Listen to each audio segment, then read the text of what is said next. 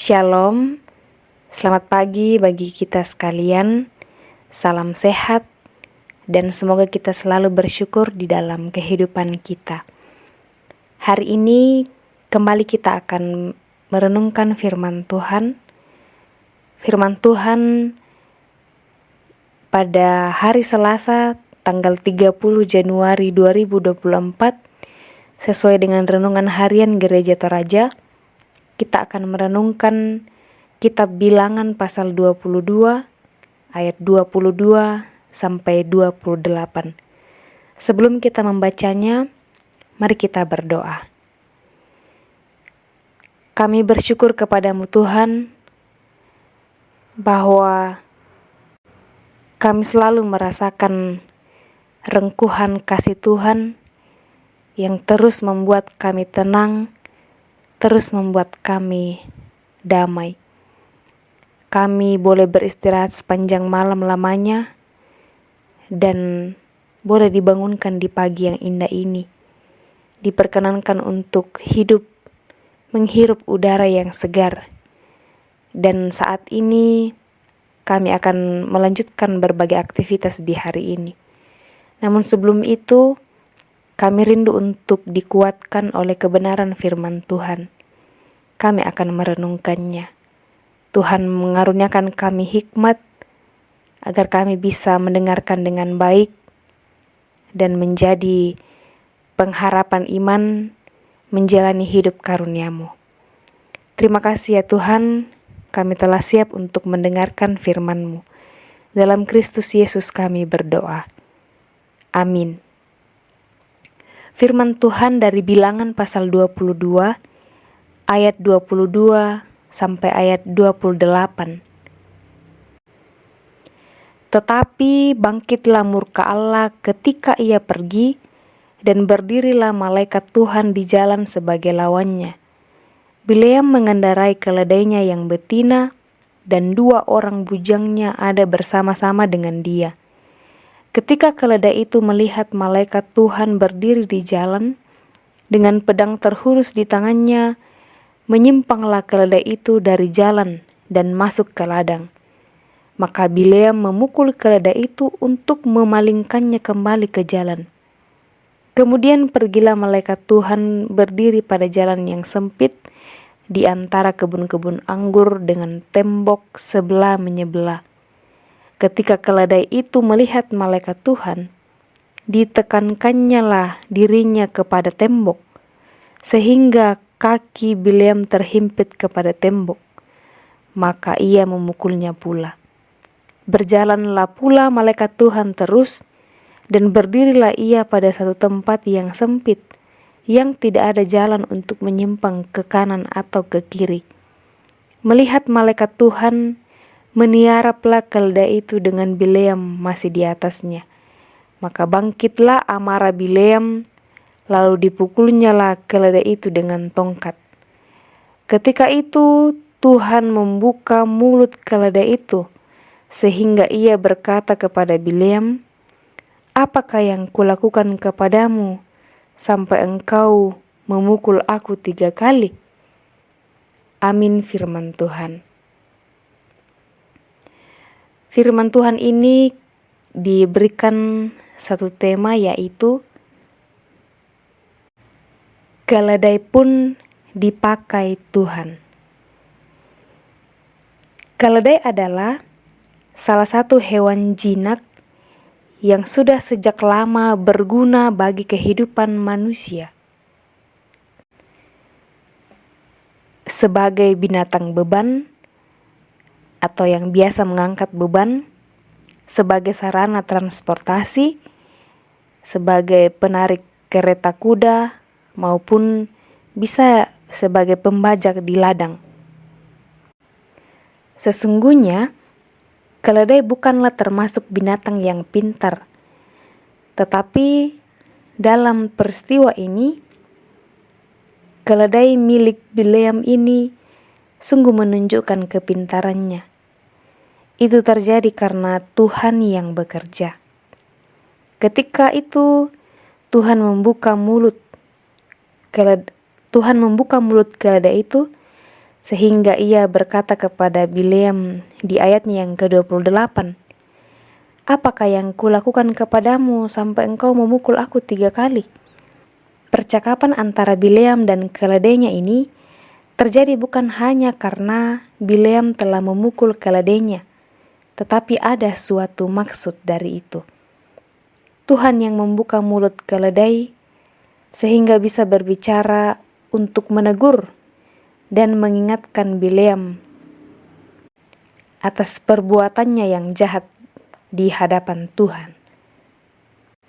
Dan di bacaan lain, Rasul Petrus pun mengutip peristiwa ini sebagai suatu pembelajaran bagi orang-orang yang telah meninggalkan Tuhan, seperti di 2 Petrus pasal 2 ayat 16, yang mengatakan, "Tetapi Bileam beroleh peringatan keras untuk kejahatannya, sebab keledai beban yang bisu berbicara dengan suara manusia dan mencegah kebebalan nabi itu." Tuhan memakai seekor keledai untuk menegur dan memperingatkan Bileam yang diminta oleh Balak atau Raja Moab untuk mengucapkan kutuk atas bangsa Israel.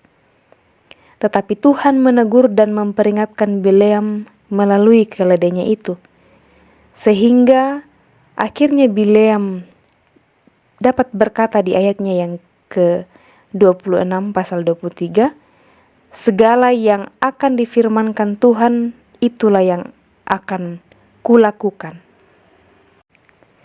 Dari peristiwa ini, ada pelajaran yang sangat berharga, yaitu bahwa Tuhan bisa memakai apa saja. Tuhan bisa memakai siapa saja untuk menyatakan kehendaknya dan menyatakan rencananya. Dan sesungguhnya, bagi Tuhan tidak ada perkara yang mustahil. Bagi kita mungkin suatu hal yang mustahil jika seekor binatang atau hewan bisa berbicara. Namun tiada yang mustahil bagi Tuhan. Apapun itu dan siapapun itu bisa dipakai oleh Tuhan. Jadi jangan pernah berpikir bahwa Tuhan tidak mungkin memakai hidup saya dan kita sekalian karena kita merasa tidak punya sesuatu yang dapat dibanggakan, atau merasa tak punya apa-apa, merasa tidak punya kemampuan, dan merasa tidak layak. Pelajaran yang sangat berharga bahwa jangan sekali-kali menyerah pada keadaan yang membuat kita kehilangan kesempatan untuk dipakai oleh Tuhan. Sadarilah bahwa Tuhan hendak memakai kita dalam berbagai keberadaan kita saat ini. Dalam keluarga kita, di tempat kita bekerja, di tempat kita mencari nafkah dimanapun itu, Tuhan bisa memakai kita untuk menyatakan kehendaknya, untuk melakukan setiap rencana Tuhan, melakukan kebenaran yang Tuhan kehendaki. Jika Tuhan bisa memakai keledai yang hanyalah seekor binatang, tentu bukan perkara mustahil bagi Tuhan untuk dapat memakai hidup kita dalam menggenapi rencananya. Karena itu, persiapkanlah diri kita dengan terus memohon hikmat kepadanya untuk dipakai oleh Tuhan. Tuhan memberkati kita. Amin. Mari kita berdoa. Terima kasih ya Tuhan, kami boleh bersama-sama merenungkan firman Tuhan di saat ini. Terima kasih karena kami diingatkan bahwa ternyata Tuhan bisa memakai apapun, Tuhan bisa memakai siapapun sesuai kehendak Tuhan untuk menyatakan rencana dan kehendak Tuhan di tengah-tengah dunia ini. Karena itu Tuhan, yakinkanlah kami, dan kami selalu memohon hikmat kepadamu agar kami bisa mendengar suara Tuhan yang hendak memakai kami dalam berbagai kesempatan yang ada dimanapun kami berada. Kami yakin dan percaya bahwa hikmat Tuhan akan senantiasa memperlengkapi kami dalam menjalani panggilan itu. Tuhan juga yang akan menguatkan kami dengan berbagai perlengkapan atas berbagai keterbatasan kelemahan yang ada pada kami sebagai manusia biasa. Bapa dalam kerajaan sorga, kami sungguh percaya bahwa tiada yang mustahil bagimu. Kami berdoa bagi seluruh umat-Mu Tuhan dalam berbagai kegiatan, dalam berbagai keberadaannya. Tuhan berkati kami sekalian, di keluarga kami masing-masing, di tempat kerja, dan dimanapun Tuhan perkenankan kami. Sehingga kami terus dilayakkan untuk menjadi penegak kebenaran dalam setiap keberadaan kami. Bahkan menjadi berkat bagi setiap orang yang membutuhkan di sekitar kami.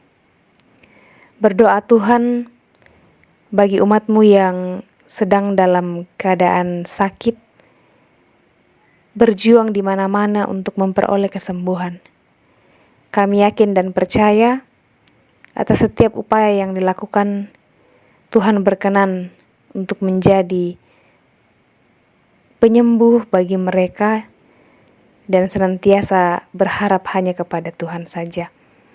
Berdoa bagi yang sedang berduka, Tuhan terus menopang mereka, menjadi penghibur dan menguatkan keluarga yang berduka, dan tetap meyakinkan mereka atas setiap kehadiran Tuhan dalam berbagai keadaan kami. Berkati orang tua kami dalam masa muda mereka, karena mereka selalu merindukan lawatan Tuhan. Kami percaya Tuhan tidak akan pernah meninggalkan mereka. Tuhan tidak akan pernah meninggalkan kehidupan kami. Kami akan memulai aktivitas kami hari ini, Tuhan. Mohon berkati kami, karuniakan hikmat dan kesehatan yang baik, sehingga kami bisa melakukannya dengan baik pula, dengan benar, dan bisa kami pertanggungjawabkan di hadapan Tuhan. Ini kami yang datang kepadamu, mohon ampun untuk segala hal yang tidak berkenan bagi Tuhan. Kami berdoa dalam Kristus Yesus, itulah Tuhan dan Juru Selamat kehidupan kami. Amin. Demikian perenungan kita pagi ini. Selamat beraktivitas, Tuhan memberkati kita.